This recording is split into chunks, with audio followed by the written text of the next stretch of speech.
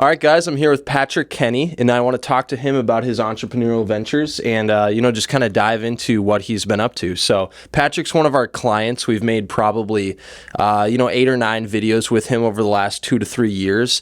We really enjoy working with Patrick, so kind of want to dive into it. So you are involved with Solfinity, which is a solar, brokerage. Is that correct? Or how would you describe Solfinity? Yeah, solar brokerage. We control the sales side, so then we pass the paper off to the installers. Yeah, brokers. Yeah, that's so we're awesome. just in the sales. Yeah, and you guys got a pretty awesome office kind of by the Biltmore area, right? Is that where Yeah, Biltmore area.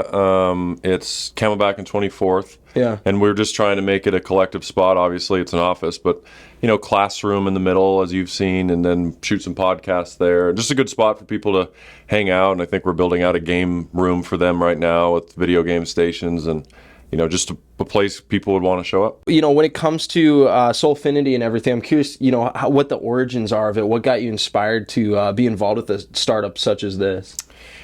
Yeah, so I got introduced to solar, what year would it have been? It would have been 2020. Yeah. Would have been the end of 2020. So, COVID times per se, but in Arizona, obviously, it was only 2 months. Yeah. End of 2020, though, so people were still freaking out.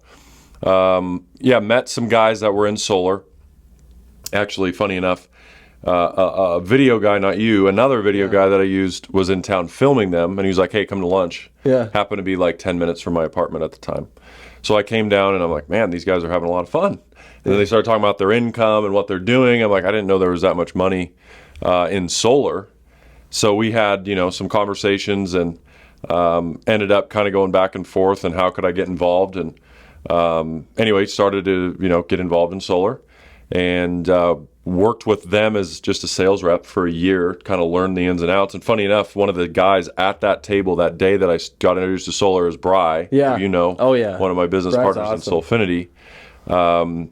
And secondly, another business partner is Will, who was the only person I knew that did solar at the time when I first became a sales rep for that previous company. Yeah. So it was kind of his stamp of approval to get into solar. And then, of course, we all have partnered up. And also Jeremiah, who was Bry's right-hand man. So it's me and Will, my right-hand man, and then Bry and his right-hand man. Yeah. And all four of us at the end of 21, so I was just there for a year, we're kind of man, there's some things that we want to do, but we just didn't have the opportunity to do them. Just in one example, we wanted to have multiple install options. Of course. We had a scenario where we ran out of panels, and we were like, and that's at the previous company. We were like, hey, we ran out of panels. Who else can we sell with? And they're like, well, nobody. We're kind of that's an issue. Yeah. And at the time, of course, we didn't just immediately just say, okay, well, screw you guys. But you realize that's an issue and it happens more and more. So we were like, man, we want to start a company that is built on the foundation, first of all, of having multiple install partners so that if something happens, a bottleneck, an issue with one install partner, because it's construction, it will happen. Yeah. We can pivot within the same day. Smart. So those are the origins. It was just built off of the foundation of what we liked about the solar industry, maybe some things we didn't like in different sales companies, not specific to solar, and tried to put those together. And of course, it's 9 months old, so still a work in progress, but that's the origin point, Yeah, I find it fascinating because especially the time that you guys entered into the solar business with everything that's going on, I think it's so smart. Do you see, we work with an electric car charging company, for example, and the amount of things, that have happened with legislature that has been passed, things like that. Do you feel the timing has been, perfect on your side? Impeccable. Yeah, that's what I've been always thinking about that too. Yeah, I think you could look at it as there's some people that are like, man, solar's too big. It's too no. If you haven't been, you got to get into the trenches and realize that there's nobody doing it. Yeah, it feels like everybody's doing it, but nobody's doing it at a high level. And there's a lot of sales teams, I would call it, which are companies. Yeah, there's not a lot of solar sales companies. Yeah. It's just, it's a guy, they don't have an office, they have a team of 12, I'm not talking down on this is just what they are.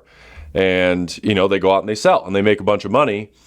And then there's a few that really take it to the next level. They go in, they have basically a sales company, a brokerage.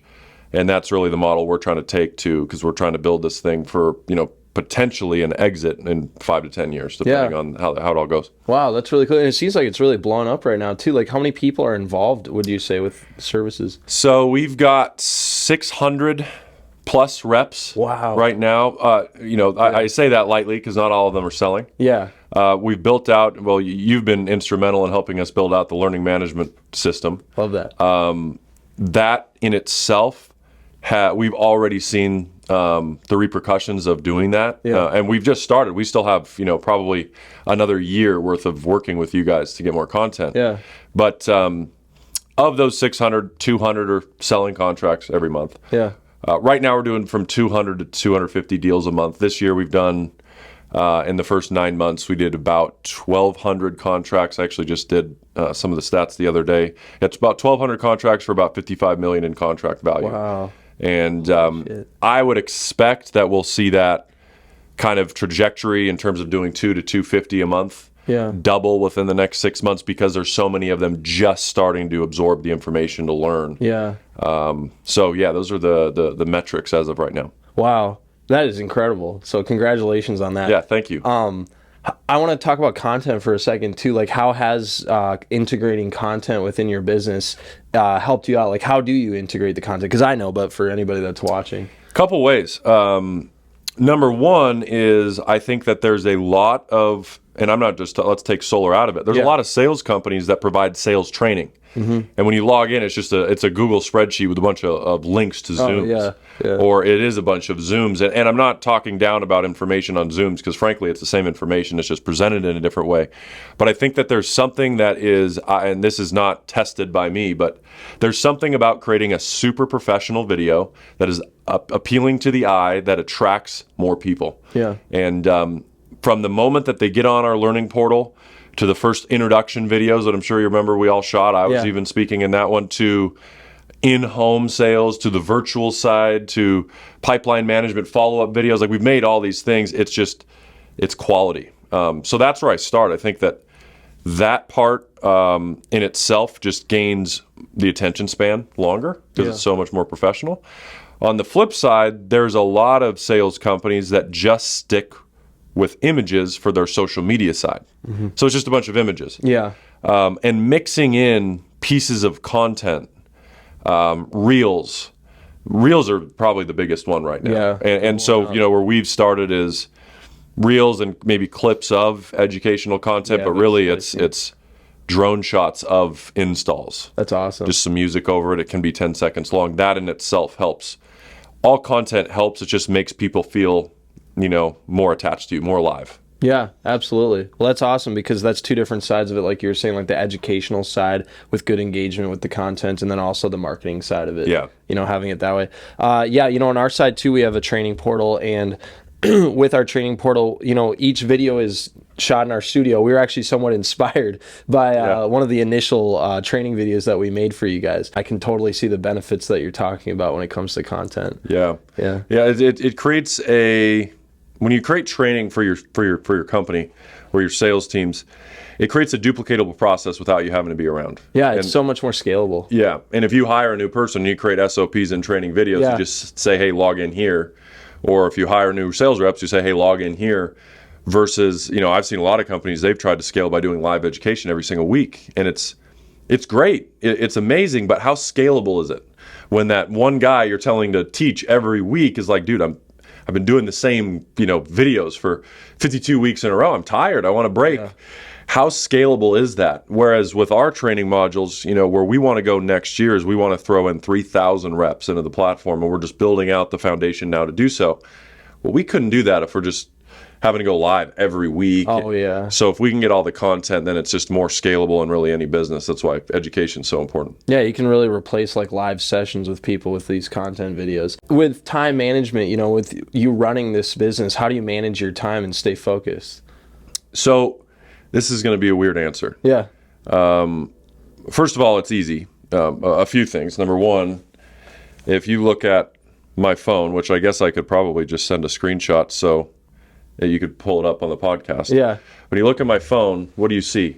It's flat. Very minimalistic. It's white. There's no icons of how many texts I have, how many calls I have. Right here I have a to-do list. that I just simply click on. Yeah. And I can scroll down to type in my to-do list for the day, which usually comes from emails. And then right up here, I have my calendar. So if I go to my calendar, you can see are we on Friday? Yeah. That's how I'm managing my day. I know exactly what I'm doing from right now up until about 5 p.m. and then I'm done for the day.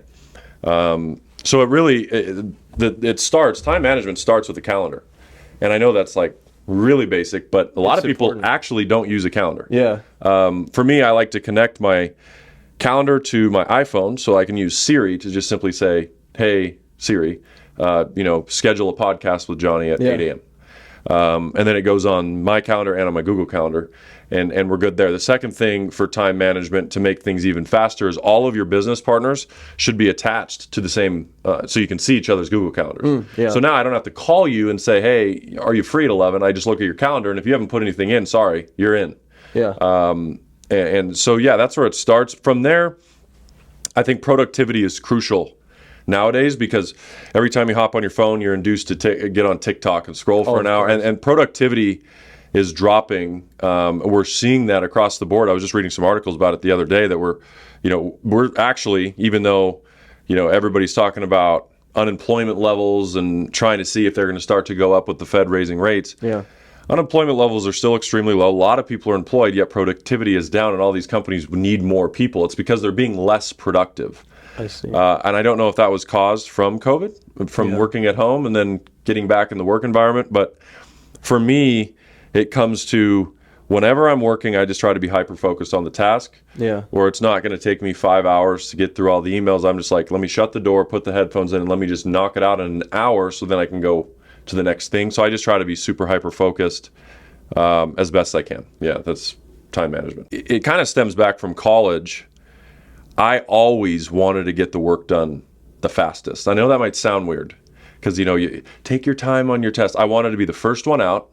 I want to be the first one that handed in the homework. I want to be the first one that handed in the essay.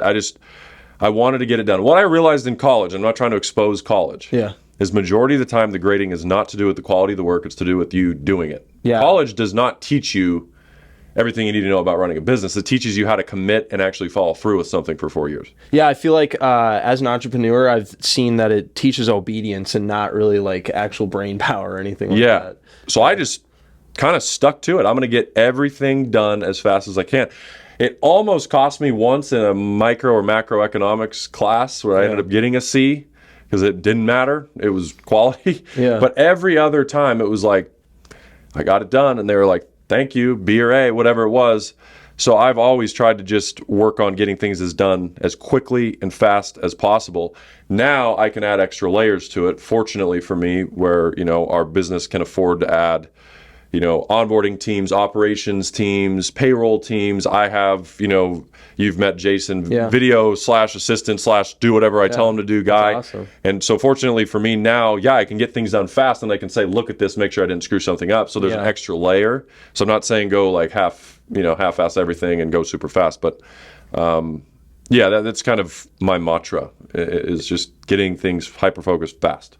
I really like too, because I'm the same way that you have right away on your phone a to-do list and the calendar, because I'm the same way with that. And then also, I got the whiteboards in here, and what I'll do is when I first come up with an idea, I'll just jot down something on a whiteboard, and then I'll convert that into text on my phone, onto a to-do list. I usually use like Google Docs, for example, for the to-do list, but I'm always using Google Calendar when it comes to any events that I have coming up. And I actually hired somebody on Upwork.com to automate so that my CRM software connects exactly to the calendar, and it invites everybody on our software to the calendar invite. You've probably seen a little bit of that. Yeah. You have automated emails. Yeah, I got everything. Follow-ups.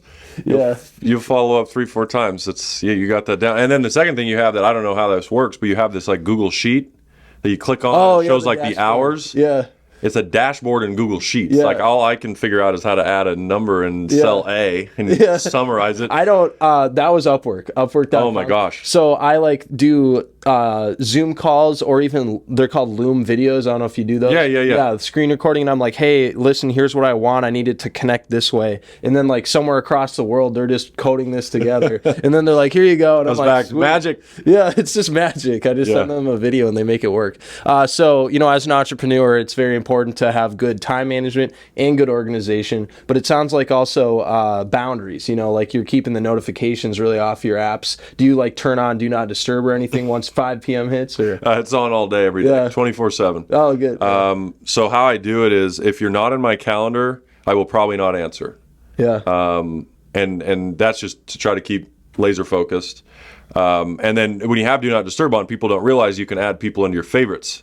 Yeah. So I do that because then I have family, close friends, business partners. Those are the only people in my favorites. Yeah. So those are the only people that frankly can call me at any time. The rest of the people, it's going to go right to voicemail and I'll see it and call them back or text them, or people will text me and usually get it's not like I ignore them. I'll get right back to them within usually 20 minutes. Yeah.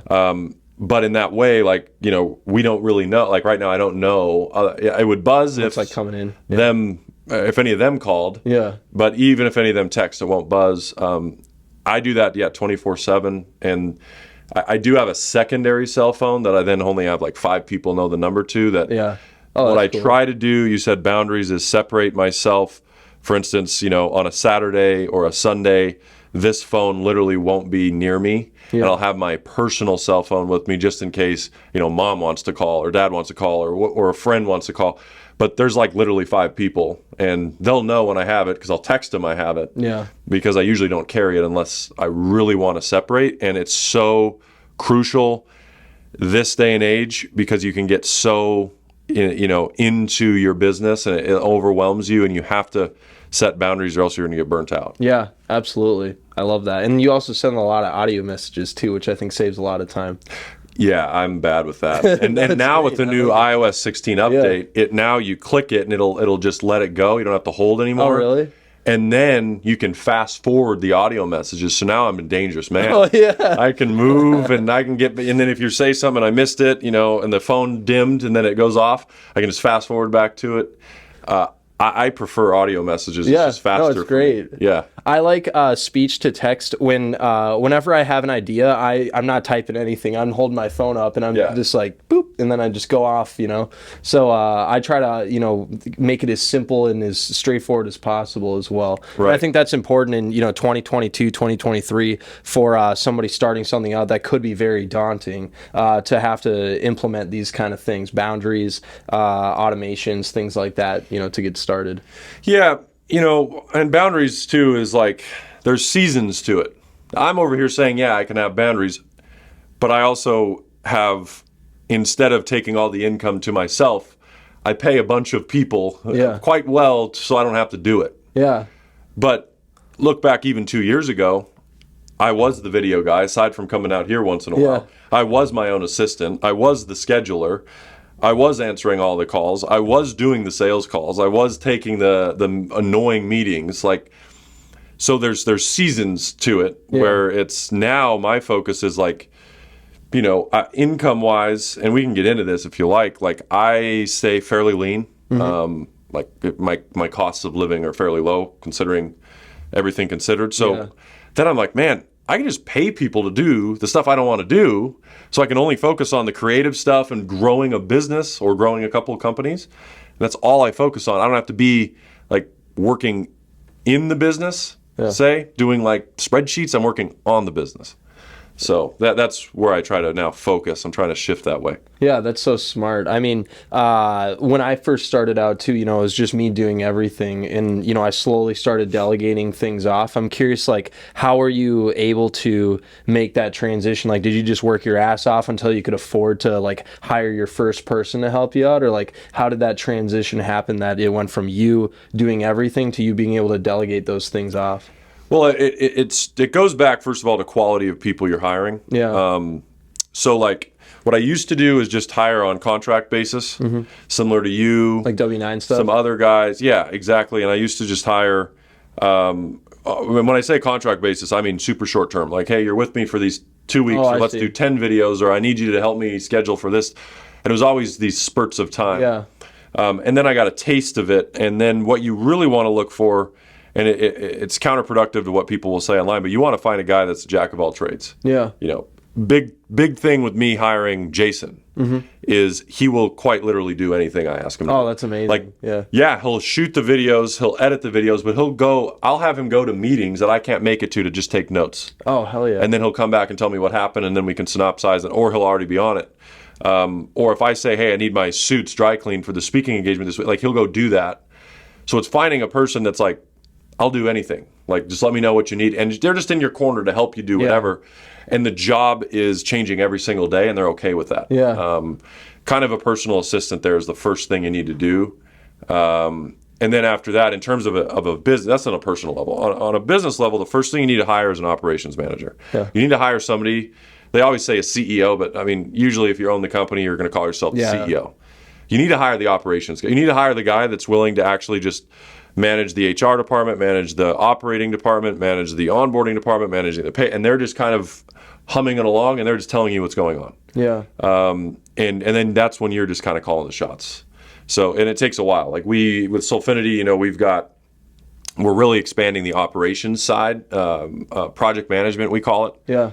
Because obviously, as we've scaled from our first month was, I think, 30 contracts or something, and then then we got to 60, and we were really excited. Then we got to 100, and we were stoked. Then 160 in June, then 211 in July, 211 in August, 210 in July. And we're talking like contracts where like a home is, signing to get solar installed. Yeah, just to make sure. Yeah, and so as that expands, obviously, more projects come in, more messes happen. I'm sure, yeah. So that's what we're focused on right now is beefing up more operations, just more eyeballs on what's going on. Yeah.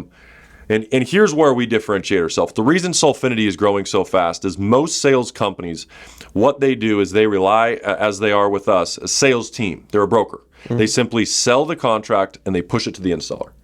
That's it. They stop. Oh, and then they don't give a shit. The installer is doing that job, which they do. Yeah.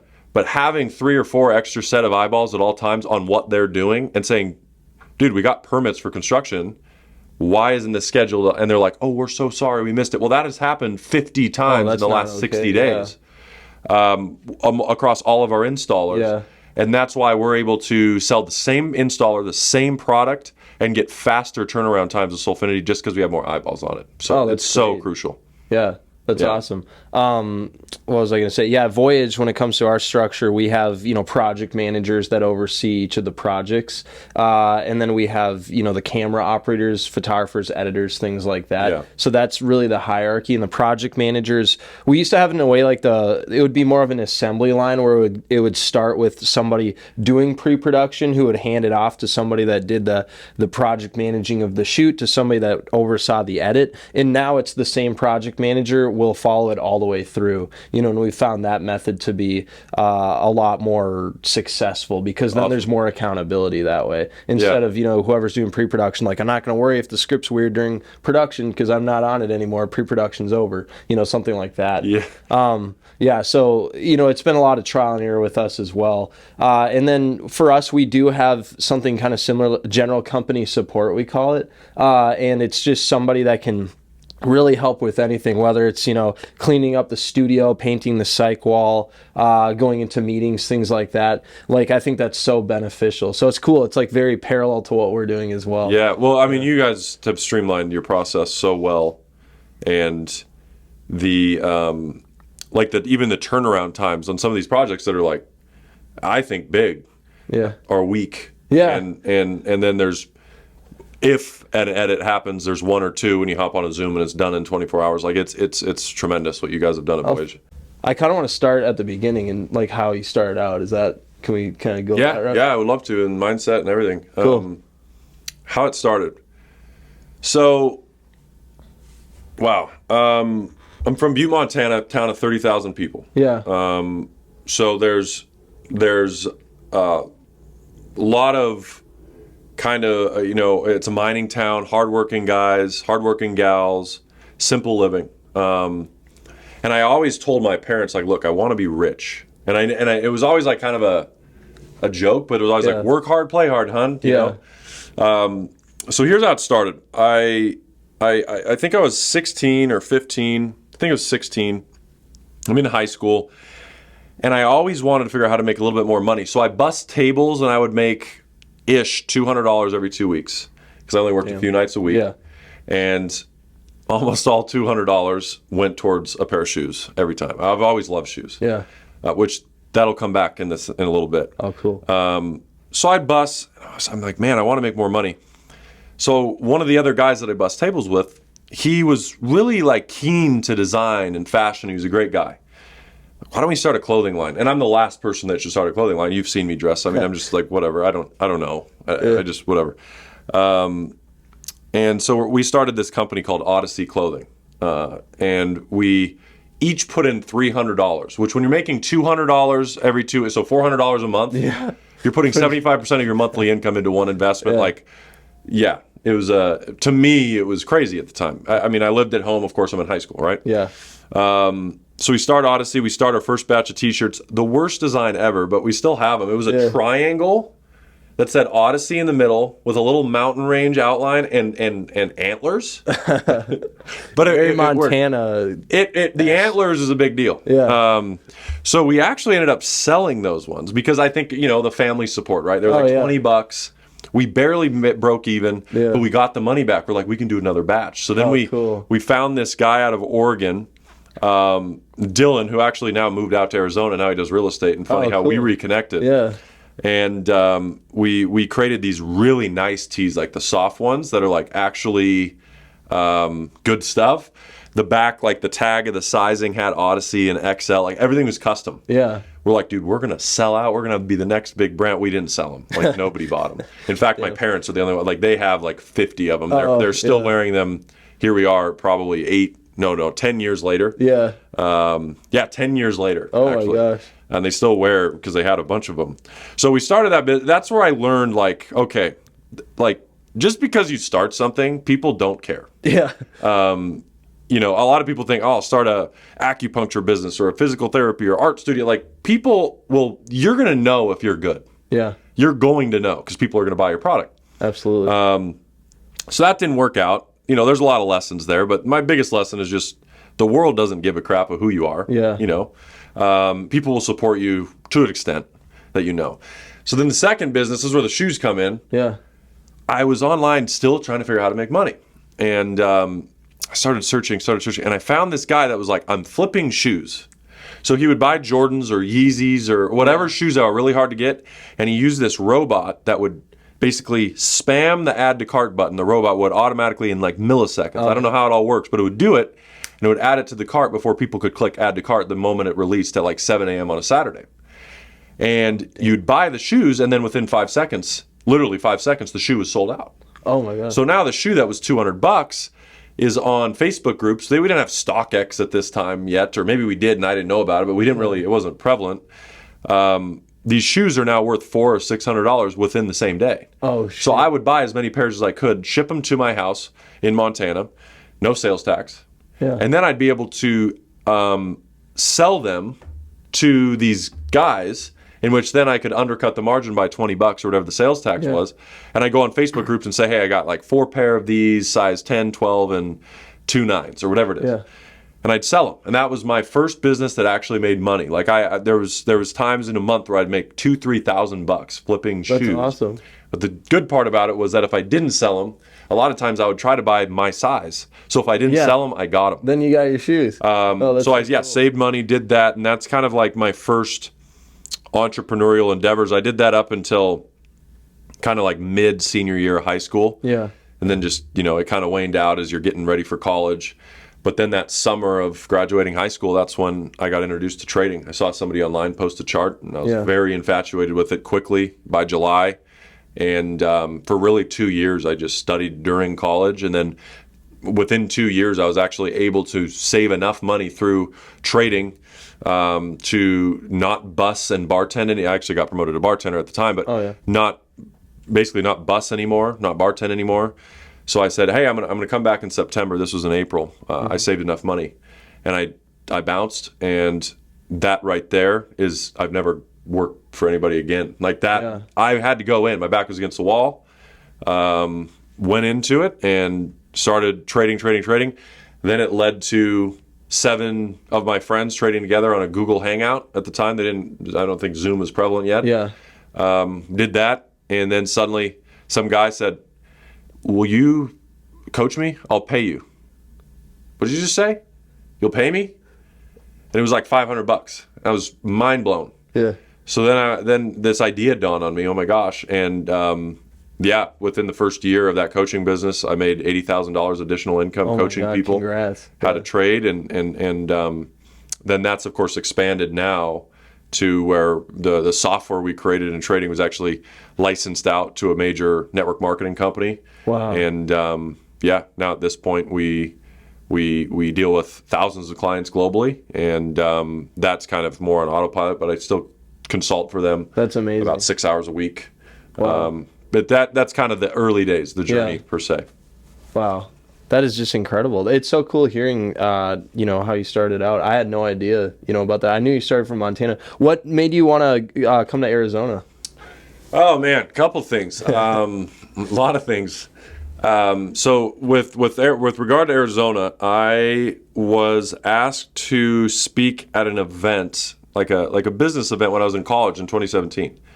So I came out, and it was only a weekend, and it was with some people from Montana actually came too, stayed at a hotel. I just was mesmerized with how it was in July too, which is kind of funny considering I'm from Montana, and then you come out and it's like 115, and I actually still enjoyed it. Yeah.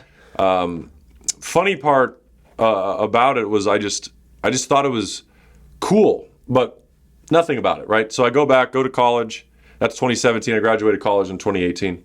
And then a couple weeks after graduation, one of my best friends texts me and is just like, "Let's go to Arizona. You graduated," because he had already graduated a year before me. He's like, "Let's go to Arizona and hang out for a week." So we came back out, hung out with a couple people that we knew. Met Taylor, obviously you've met. Yeah. There's a big proponent, right? Yes. Met Tay, and funny story, came out here. I got back to Montana. We were out here for about a week. Got back to Montana, and I'm at home. I keep getting this pain. I'm like, what the heck is this? And it's like, it gets worse. And one day I have my shirt off. My mom looks at me. She's like, "What is that?" And it's just like a rash going around my chest and around my back.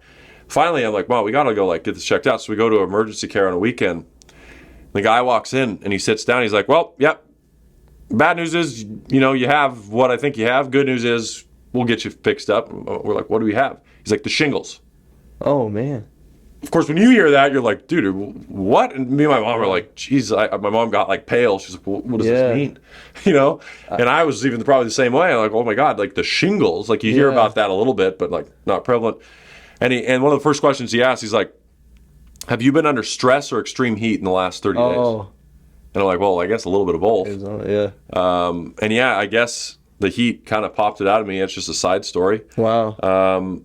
Then I got out to Arizona by basically saying, "Hey, I'm going to go down to Arizona and just see what it's like. I'm going to get an Airbnb in Scottsdale for 2 months. I think I got it. I'm just going to go." I just packed up the car. My dad and I drove down in one day from Montana, 16 hours straight. Oh my God. I'd never do that again. Yeah. He can tell you that later.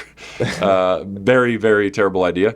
And packed the car, and then got down here, got the Airbnb, and my life changed within 30 days. I've never made so much money in my life, and it was just because who was out here. Started connecting with a lot of great people. Said, "You know what? I'm going to get a 6-month lease at an apartment building." The Escape that you've been to, that's where some of our first filming was done. And went down there, got an apartment. Actually ended up living there for quite a few years before I got my house in Scottsdale. Nice.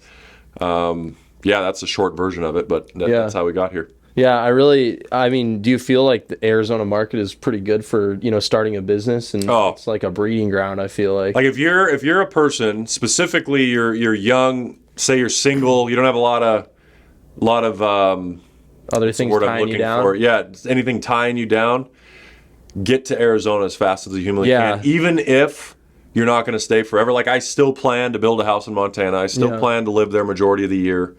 But I know that if I spend 10 freaking years, which I'm already at 4, 6 more years going all in on my craft in this valley, I will, I hope, never have to work if I don't want to another day of my life. That's amazing. And it's just this this valley, two different things: the people, Yep. specifically young, Yes. I agree. phenomenal, and just, I mean, the money. There's just so much money. There is. And there's so many people with money willing to get involved in something, and it's just, oh my gosh, I love Arizona. And I think a third factor could be how fast it's growing. Oh, huge. Even in real estate, you know? Oh my God, yeah, it's like one of the most growing business or sectors or whatever you want to call it. Yeah. I mean, when I got my house, when I got in, it's just shot up since then. With Yeah, COVID. and obviously, you know, you never know, but it's just like, I with California really provoking a lot of it, people moving here, I don't foresee it stopping until prices match, which is still a long way away. Believe it or not. People still, we now in Arizona are like, man, it's kind of expensive now. Yeah. They're like, man, that's cheap. You know, coming from where they're coming from.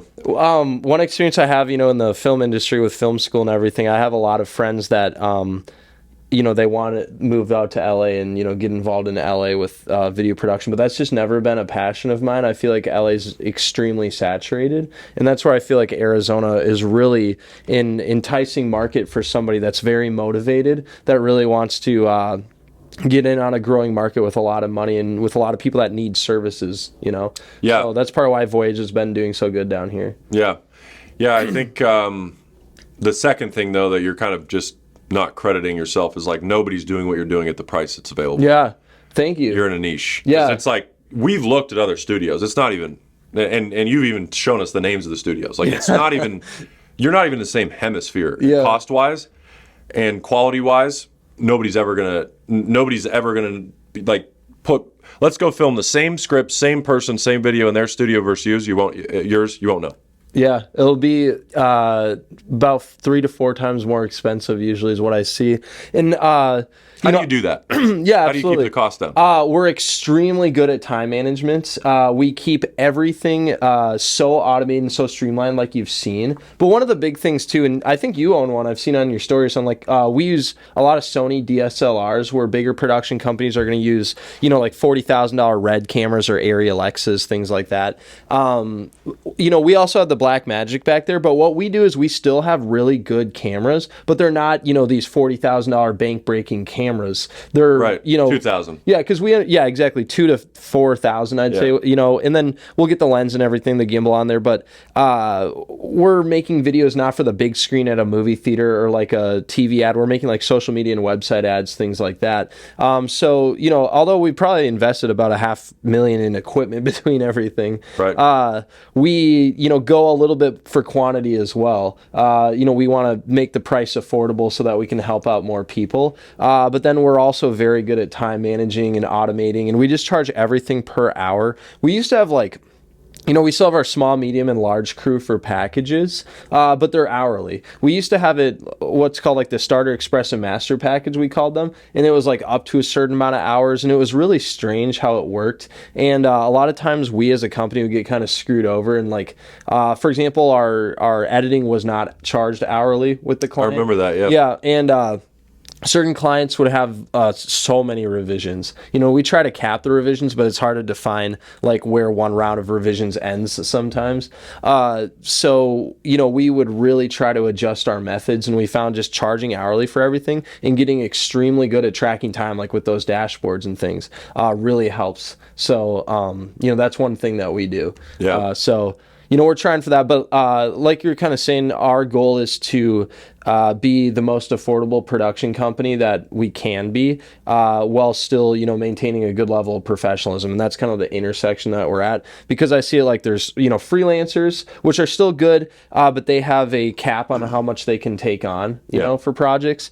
So they're usually typically pretty booked up. And also, I mean, as much as we love, you know, the freelancer route, it's not always guaranteed how the quality of work's going to come out. And then there's, you know, the bigger production companies where you're spending an arm and a leg. Granted, it's going to look exceptional, but also the process takes forever. You know, you're going to get an edit back in most likely a month or, you know, a month and a half, you know, things like that. Same with writing a script and developing everything. So we're more collaborative in those ways. You know, we'll still get location permission if necessary for things. But we understand if we just need to show up somewhere with the camera and that's what the client wants, we'll do that. You know, we're like, we'll just charge you hourly. Here's, you know, us with the camera. You just tell us where you want it to point, you know, and like Yeah. we'll just make all the settings right and make it look really nice. So we're extremely collaborative. So Yeah, well, you're never going to notice, at least YouTube, learning portals, Instagram, like you're never going to notice the difference in quality from a Voyage to like this exceptional, as you're saying. That's what I've. You're only going to notice it if you're like on Netflix, probably. Yeah, which isn't what which we is not what you're doing. You know, and I was actually asked a couple weeks ago, like, do you ever want to get into that realm? And I'm like, honestly, I like what we're doing now, and I just want to do more of it, you know, and scale that, because I think there's such a huge market for this kind of content. You know, that's being tapped into in different ways, but I have yet to see somebody tap into it our way, you know, so that's kind of what is inspiring to me. And I don't know if you ever used Upwork.com, but you can most of them charge hourly on there, and it's like tracked that way, and I kind of find that system kind of interesting, you know, and it's like remote stuff and it's tracked hourly. And I think COVID a little bit too kind of weirdly enough like pushed me in a direction to kind of go, you know, this route with everything. And you know, we'll have a Zoom call to collaborate on the post-production, things like that. I'm curious too, do you think COVID's affected your trajectory with entrepreneurship, or like what route you want to go? Not affected my route, no. I think that's fairly laser right now. But financially, it impacted in a good way. Yeah, that's great. Just from investments that I put my money into, whether it was stocks, whether it was my own home, whether it was at the flip that you guys have reported at, to then, of course, now, if you look at it, like solar is an interesting business. Why is all these solar companies growing, yet the economy is starting to decline? Well, it's because now people are like, look at their utility bills. The average utility bill went up 16% in the last year. And that's the fastest pace we've seen in 41 years in the United States. Wow. And now people are actually looking at their bill going, this actually makes an impact in my financial life. And then we're you know, our goal is to provide them a solution and go in and say, hey, you've been paying $250. You were paying, you know, $220. Yeah. You were before that paying $200. How long are you going to let this landslide keep happening, or do you want to just lock your bill in at $185 and you're never going to have to worry about it again? Simply just like the reason you bought your house, to have a flat payment like a mortgage. Yeah, and I've learned a little bit about, you know, that process too from the videos we've created, and you can kind of transfer that on to somebody else just like you can with your mortgage. Exactly. If you sell the home, you can either wrap it into the home price, so then it just is paid off, or you could transfer the loan, which is actually a fairly simple one-page process. And I think it's because we're now in an economic downturn, people can't afford as much, that it's actually going to help us. You know, that's a speculation right now, but as of right now, we're seeing that help us. I don't know how much you can get into this. I don't want to get you in trouble or anything, but like, I know Tesla's just like I've heard really bad things about like how Tesla was supposed to do solar stuff for homes, like Solar City or whatever. But it's been like, I watched a YouTube video. I think it was like some little documentary thing. And like, apparently it's like people are very unhappy about that. Yeah. Like, what do you think about all that? Well, there's two different things that went wrong. Number one was their solar shingles, which are super cool products. They're black, they're sleek, they look awesome.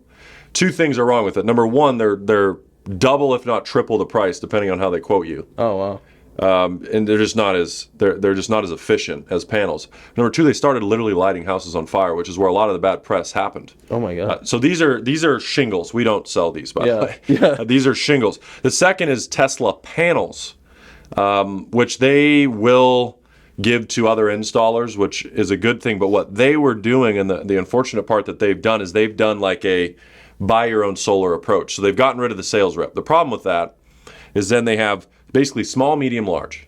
Okay. You don't know what you need. Yeah. You just buy it, and if it works, it works. And so what's happening is some people are paying way too much. Some people are not getting and having way too many panels. Some people are paying way too little and not having enough panels. And both of them are having a bad experience, causing bad reviews. Whereas with, you know, Solfinity and a lot of other companies like us, we're going into the home saying, give me your bill. Let's look at your usage. Okay, let's get the exact amount of panels you need to cover that usage.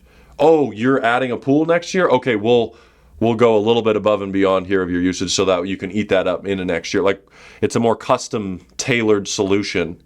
And you're comparing Tesla, which is like walking into JCPenney saying I need an extra large suit, to going to us, which is walking into, a tailor office that is, measuring everything and saying, okay, this is what it's going to be, and we'll get it to you soon. That's the difference. Oh, it's fascinating. Yeah. That's a really cool metaphor. I never thought about it that way. So it's a custom solution. I mean, I know you guys are, you have your remote sales reps and everything across the country. I mean, but is it still a benefit that you guys are located in Arizona for your headquarters? Or like, is there anywhere in the country that's like best for selling solar? Best is California. Yeah.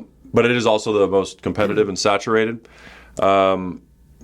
Statistically speaking, best is still California. Yeah. They do 30 to 40% of our monthly contracts out of Cali. Wow. Arizona was just where 3 out of the 4 partners were, and then the 4th probably moved from Las Vegas to here. So we just all happened to be here, so it was the best place. If I'm being honest, we don't have to have an office to have the same level of success. We could still have the same level of success. We could have been located in Zimbabwe and had the same level of success. That doesn't matter, but it is good to be able to have, it's a hub. Obviously, Sky Harbor is. People can fly in and out. Reps can come in anytime they want. It does create a more collaborative environment. And a lot of solar companies just simply won't put the, minimal, in my eyes, investment to have a monthly expense for an office, a lease on an office, to just have a place to come in and hang out and get knowledge and, learn. Yeah, that's what I was going to say, kind of generic stuff, but like as a business, to acquire an office space, to lease an office or, purchase a physical location. I think it definitely gives credibility. I've heard both ways, like keep your expenses down, obviously, and, do whatever you can to do that. But then also, like, for example, we couldn't function without an office with all our computers and with our studio and everything. Wouldn't happen. I remember when Voyage first started, in 2018, we were looking at like shared workspaces even. Like there's a couple, like the State Farm buildings, there's a couple of them in there, like on Tempe Town Lake and stuff. And I remember even considering that option. Then I'm like, oh my gosh, there's no way with our equipment and everything that we could like share this space and like film things, because I really didn't know what route to go at all. I mean, I started this thing from my bedroom, so I had no idea what route to go. But I was going to say, when it comes to your office, I think it's pretty badass. But obviously, you don't need it. But it definitely gives you credibility to have one. Totally. Yeah, really and, cool. and on that note, Google is so important, right? Yeah. If we were to go over there and type in Solfinity Power on Google, that office address, credibility, reviews, massive.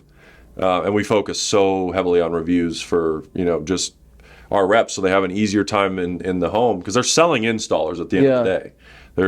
The contract that the customer is signing does not have Solfinity's logo on it, which is, I'm happy to say, because that takes away my liability. Yeah. But at the end of the day, they're like, I know you're with Solfinity, but here's the installer I'm going with. And they're going to look at those reviews. And should that review be bad, they can come back to Solfinity. Well, why is Solfinity's reviews so good? It's what we went back to at the beginning of the podcast, me talking about project management. We have more eyeballs on projects than other sales companies. And that's why there's this sales company selling the same contract as us, yet our customers having a good experience. That's great. Yeah. I love that. I don't know how much time you got. And the final thing, what kind of marketing are you doing then? I'm curious. Is it just mostly organic or? Mostly organic, just starting into a lot of call center, cold calling sort of situations too. But up till now, out of 1,200 contracts, I'm just throwing a number out there. I'm sure 1,100 of those contracts were created organically. Oh, that's great. Only about 100. I mean, you guys are doing great with so we don't pay. We don't have a very high marketing budget. Our expenses is reinvesting into this company, technology stuff that nobody's seen yet, that only I know about. I mean, cool. Next year is going to be a massive tech rollout for Solfinity. That's awesome. To make the reps experience better. Obviously, reinvesting in education, like you've seen. I mean, all of that sort of stuff. But marketing wise, we are looking at it. At the same token, we notice that when reps put their own money into the pie, which we pay them so aggressively, intentionally, they're much more prone to take that lead serious than if we just say, here, go to that house. They don't care as much. Yeah. If that door doesn't answer, they're not coming back. But if they paid for that lead that cost them $300, they're probably coming back. Oh, absolutely. Yeah. Yeah, that's great. What was your mindset in growing and what sort of key takeaways? Because you grew it from the bedroom in the Kia Soul. Yeah. And I saw it in 2019. I think it was you alone. Yeah. And setting up the cameras. Yep. Like till now, like you obviously it hasn't been perfect. Like there were probably moments where you're like, holy crap, I don't know if this is gonna work. Yeah. So like that's important to hear, I think. Yeah. Well, from my perspective of starting my business, you got to rely on a lot of people as it gets bigger because video shoots can't always be a one band kind of show. So some of the hardest things are trying to maintain a standard quality of work with your staff, for example, and then also trying to maintain good projects to take on. So I'd say, anytime that we'd come back in the footage or something, even I think one time the audio was messed up on your shoot even, things like that have been the most difficult thing for me to like hand off things to others completely in areas that are so important. So your point earlier of hiring really good and really qualified people is so important. So we got or really what I did is I started getting much more structured and filtered with who we take on as a company. And I think that mindset of mine changed quite a bit. At first, because I didn't have any money to fund the company to start with. How it started was I was a floor employee of the Sun Devil Marketplace on campus, and the manager was amazing. She started hiring me to make videos for the store, and that's how I started this, because I was a film major at ASU. Wow. And my mindset back then was, I need somebody to help me to edit. So I hired one of my friends from the film school, and that worked out. But then, sometimes I'd hire some people, and it just wouldn't work out. And what I learned in my mindset changed is that I have to be really, really strict with who I take on, because that's a commitment on both sides. I can't hire somebody out of desperation. Let's say, we get more bookings than we were expecting, or I don't know, something happens and we need to rely on somebody else. I still have to have a really refined process with that. So everything is extremely purposeful with what we do when it comes to hiring people. And to be honest, the same thing on the client side. We will turn down certain projects because it just doesn't seem like it'll make sense to do those projects. We love taking on projects, but we'll only take on projects that we find qualified. So we'll have a little bit of like a qualification standard, and it kind of goes through like a red flag kind of. We just check if there's any red flags on the project, and if we have a good gut feeling about the project, and if like everything seems pretty straightforward, that's the projects that we typically take on, because like you kind of said earlier, we do have pretty good pricing. So it is kind of a special thing, and I don't want to kind of pollute that system with bad projects, Yeah. So my favorite, and my mindset's also changing that way too, so being both filtered with what kind of staff we take on and what kind of projects we take on, so kind of both ends of it. And then when it comes to what was I going to say about projects? Our favorite kinds of clients are like small businesses. We really like small businesses and startups, as well as corporate businesses, but it's like the real enthusiasm, like you were saying, is like those younger people that are like, early 30s, like later, late 20s, that are like really starting something, and like they want something really cool made. Those are also the most fun videos, kind of like Solfinity's, like those really fun videos with like jokes in them and stuff like that. I like those kind of videos the most. But we'll do, like we'll do weddings and things like that too. But really, I like those kind of small to medium-sized businesses. Yeah. So that's kind of how my mindset has shifted. Do you have any comments on that, or about your shifting mindset? I agree with a lot of it. I think my biggest realization in the last few years is you can't expect anybody else to care about your business as much as you. Yes. And also, they don't own it. So you shouldn't expect that. I think a lot of discouragement can be had from business owners or startups or guys that are just starting their first company when they hire their first person, and they don't have the drive or the hunger. Like, they're not calling them at 8 p.m. on a Friday about like, oh my gosh, I just found that. Like, that's where, you know, when you have everything on the line, obviously you have passion for it. When you hire somebody, they're probably going to have some passion for your business because you're paying them to have that passion, but they're never going to be as devoted to it as you. So that was one of my biggest realizations. Same with sales reps, is realizing, like, at the end of the day, everybody looks at corporate structures as like owners and then everybody below them. Mm-hmm.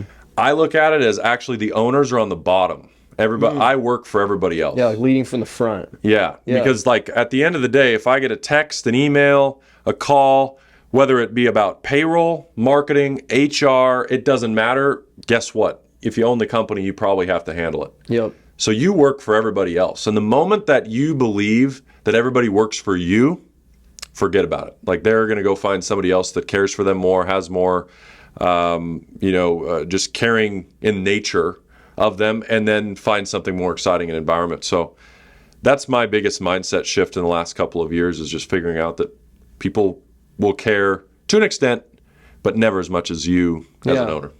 Oh, that's great. Yeah, I love that. Yeah. Damn, that's great.